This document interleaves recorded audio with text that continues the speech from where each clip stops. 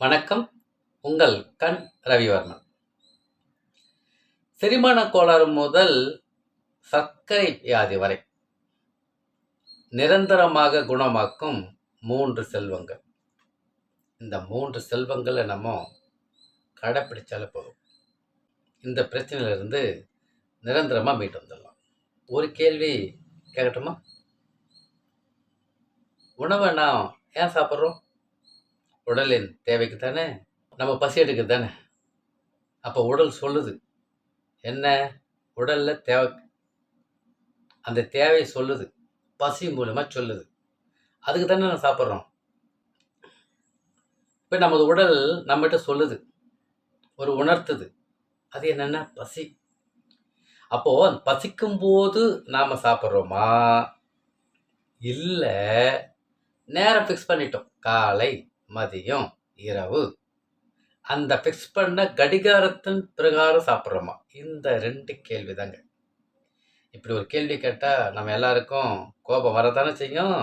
இப்போ அந்த உடல் பசிக்கும் போது நாம் சாப்பிட்டோன்னு வச்சுங்களா, அந்த உண்ட உணவு சீரான ஆற்றலாக மாற்றச் செய்வது இந்த உடல். இந்த கான்செப்டை நம்ம தெரிஞ்சுக்கணும். பசிக்காத போது சாப்பிட்டோம்னா அப்போ அதுக்கு தேவை இல்லையே. இப்போ ஒரு பாத்திரம் இருக்கு, அந்த பாத்திரம் நிறைய தண்ணி இருக்கு, தண்ணி முழுவதும் இருக்கும்போது அது தேவையில்லையே. அப்போ அந்த இடத்த பாத்திரத்துக்கு இன்னும் தண்ணி ஊற்றணும்னா அந்த தண்ணி என்ன ஆகும்? வெளியே போக தானே செய்யும். அதே மாதிரி பசி இல்லாத போது நாம் சாப்பிடுகின்ற உணவு இந்த உடலானது கழிவுகளாக வெளியேற்றுகிறது. அப்போ அந்த கழிவுகளாக வெளியேற்றக்கூடிய நேரம் என்னன்னு தெரியுங்களா? நம்ம பசிக்காத போது காலை மதியம் இரவு என்று கடிகாரத்தை பயன்படுத்தி சாப்பிட்றோம் பார்த்தீங்களா, அதுதாங்க.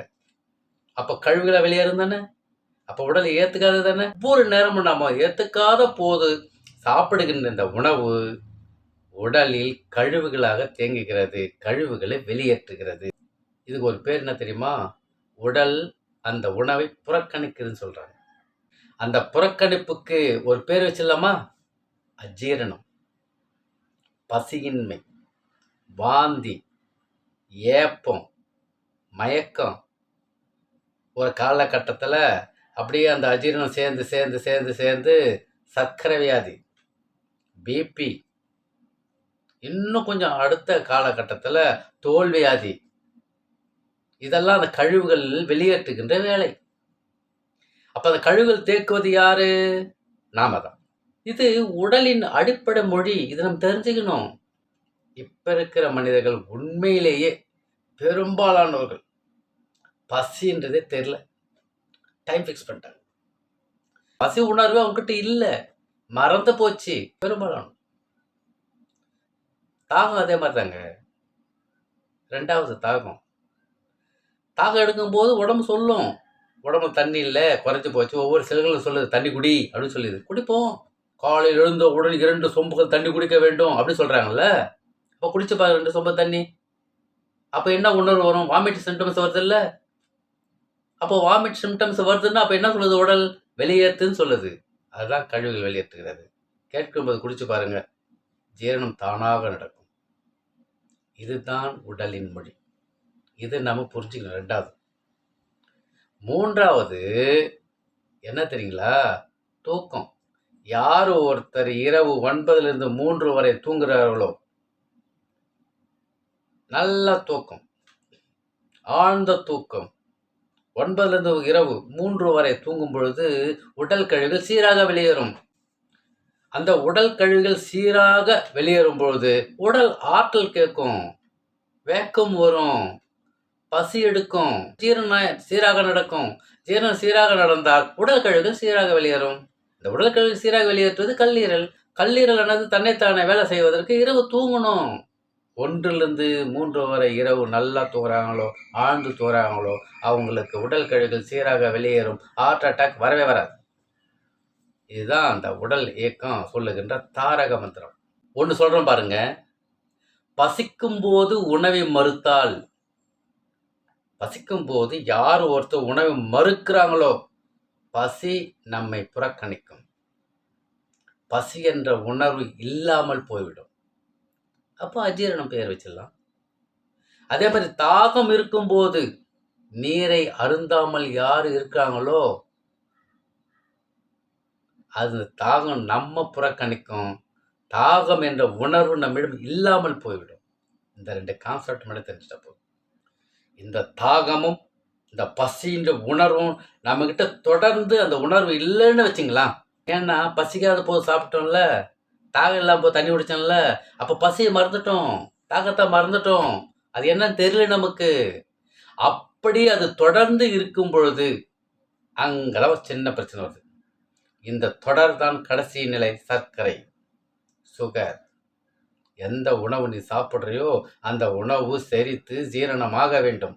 எந்த உணவு சீராக ஜீரணமாகிறதோ நல்ல உடலுக்கு தேவை ஆற்றல் கிடைக்கும், குளுக்கோஸ். ஜீரணம் ஆகாத உணவு சிறந்த குளுக்கோஸ் அல்ல, கழிவுகள் தேங்குகிறது. அந்த கழிவுகள் தேக்கமே நோய். அதுக்கு ஒரு பேர் வச்சிருக்கோம், சுகர், சர்க்கரை. ஏன்னா இன்சுலின் சீராக சுரக்கவில்லை. அப்ப இன்சுலின் சீராக சுரக்காத காரணம் கழிவுகள் தேக்கம். அப்ப கழிவுகளின் தேக்கம் என்ன? உண்மையில் சொல்லப்போனா அஜீரணம் தான் முதல் காரணம். இத்தனை நோய்களுக்கு முக்கிய காரணம் அஜீரணம், அஜீரணம், அஜீரணம். அப்ப அந்த அஜீரணத்துக்கு முக்கிய காரணம் பசி இல்லாத போது சாப்பிடுவதுதான். அந்த அஜீரணத்துக்கு முக்கிய காரணம் தாகம் இல்லாத போது தண்ணீர் அருந்துவதுதான். அந்த அஜீரணத்துக்கு இன்னொரு காரணம் தூங்காமல் இருப்பதுதான், பகலில் தூங்குவது. பகலில் தூங்கக்கூடாது. இது 3 சரியா கடைப்பிடிச்சா போதும்.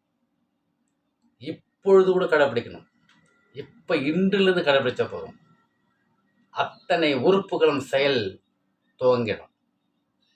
ஏன்னா கழிவுகள் தேக்கத்திலிருந்து சீராக வெளியேற உடல் உறுப்புகள் வேலை செய்ய ஆரம்பிச்சிடும்.